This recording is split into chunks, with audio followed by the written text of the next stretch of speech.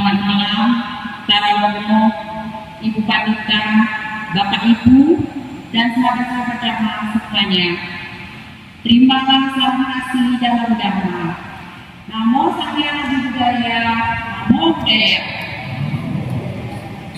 Terima kasih kepada Pasaka Anggota Sadar yang telah memberikan waktunya kepada saya pada malam puja bakti 15 Lunar pada malam hari ini. Sebelum kita mendengarkan Dhamma, marilah kita bersikap anjali untuk menggabungkan Guru Agung junjungan kita. Namo tassa bhagavato arahato samma sambuddhassa. Namo tassa bhagavato arahato samma sambuddhassa. Namo tassa bhagavato arahato samma sambuddhassa. Namo Buddhaya. Mendengarkan Dhamma pada waktu yang tepat merupakan berkah utama.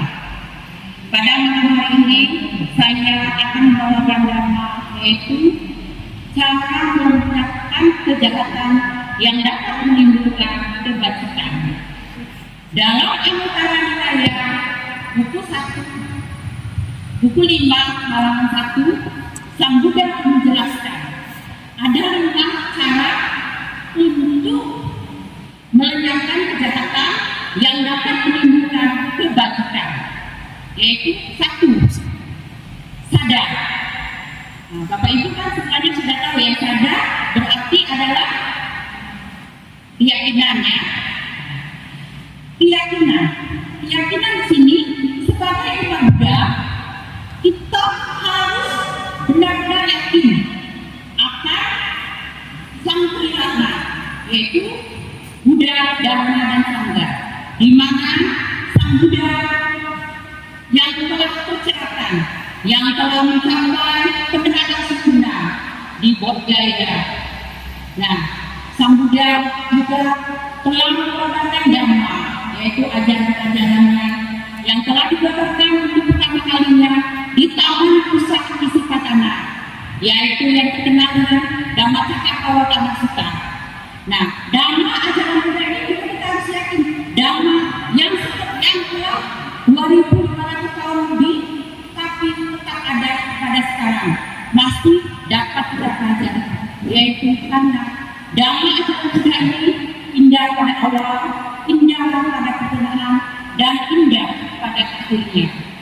Dan yang ketiga yaitu Sangha. Kita harus yakin dan percaya Sangha adalah persatuan dari para biku-biku yang membimbing kita untuk belajar Dhamma. Cara yang kedua yaitu hiri atau rasa malu. Rasa malu apa? Kita sebagai umat Buddha, kita malu untuk melakukan kejahatan. Malu pada diri kita dan malu pada orang lain. Dan juga kita sebagai umat Buddha, kita juga kan sudah belajar pada waktu pembacaan Merita, kita membaca Pancasila Buddhis, di mana di sana kita kan bertekad, 1, untuk tidak melakukan pembunuhan, 2, bertekad untuk tidak mencuri, 3, bertekad untuk tidak melakukan asusila yang salah, 4, bertekad untuk tidak berucap salah atau berbohong, mengingkari janji. Yang kelima, bertekad untuk tidak meminum minuman keras yang memabukkan. Jadi dengan kita terus berlatih membaca Pancasila Buddhis, jadi bisa mengontrol pikiran, ucapan, dan perbuatan kita agar kita bisa mau untuk berbuat kejahatan.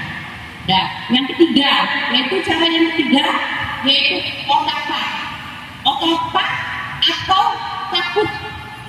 Nah, kita merasa takut untuk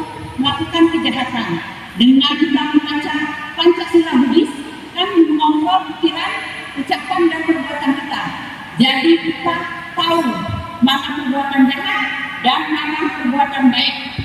Karena semua perbuatan-perbuatan itu akan menimbulkan karma.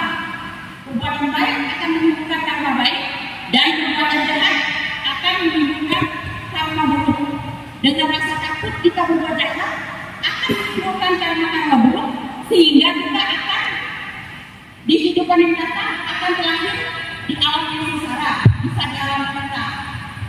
Nah, jadi dengan rasa takut kita berbuat jahat, kita akan menjauhi segala perbuatan-perbuatan yang akan menimbulkan karma jahat tersebut. Nah, yang keempat yaitu dengan semangat atau wirya. Kita sebagai pemuda, kita harus semangat untuk terus berbuat kebajikan. Walaupun kadang-kadang kebajikan yang kita perbuat belum tentu dinilai oleh orang dengan baik, tapi kita harus semangat terus melakukan kebajikan tersebut, karena kita sudah mengetahui bahwa hal-hal yang kita lakukan tersebut memang benar-benar baik. Dan yang kelima yaitu kebijaksanaan atau hanya. Dengan kita terus semangat melakukan kebajikan sehingga menimbulkan kebajikan yang banyak, sehingga di diri kita menimbulkan suatu kebijaksanaan. Nah, di dalam kita, orang yang bijaksana mempunyai ciri-ciri, yaitu ucapannya benar, perbuatannya benar, dan moralitasnya juga benar. Nah, di dalam sambutan kaya, Sang Buddha menjelaskan segala perbuatan buruk yang dilakukan akan menimbulkan kekesalan, kekecewaan, dan penyesalan. Tetapi semua perbuatan baik yang kita lakukan akan menimbulkan kebahagiaan, ketenangan, ketentraman. Nah, itulah 5 cara untuk kita dapat melenyapkan perbuatan-perbuatan jahat, tapi dapat menimbulkan perbuatan-perbuatan kebajikan. Nah, sebagai umat Garawasa, marilah kita bersama-sama kita terus berlatih dhamma dan mempelajari dhamma dan kita praktekkan dalam kehidupan sehari-hari. Karena dhamma dari Sang Buddha, ajaran dari Sang Buddha sungguh indah, indah pada awal, indah pada pertengahan, dan indah pada akhirnya, yang membimbing kita untuk dapat merealisasi nibbana. Terima kasih. Sampai sata bawantu sukitata. Semoga semua makhluk hidup berbahagia. Satu. Namo Sanghyang Adi Budaya. Namo Buddhaya. Namo Amitabha.